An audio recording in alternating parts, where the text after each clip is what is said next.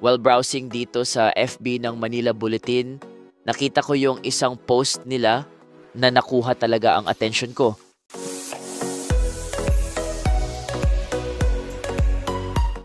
Parang kilala ko to. Napahinto ako at ayun na nga, tatay ko pala. Kung sansan ko na lang nakikita siya sa social media at sa ibang post ay trending. Katulad na lang dito sa Run Zion page, na saan ngayon ay meron ng 52k reacts, 1k plus comments at 1.6k plus shares. At dito sa post ni Beverly Manansala kung saan I think approaching na sila sa finish line with 24k reacts and 400 plus comments as of the moment.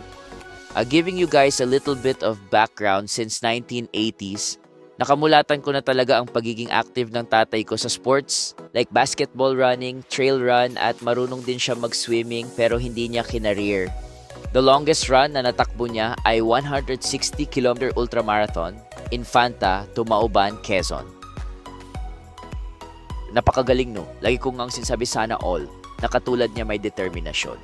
Para sa dad ko, itong running fashion niya ay hindi lang basta-basta sports, it's a medicine para sa mga may sakit at para hindi magkasakit.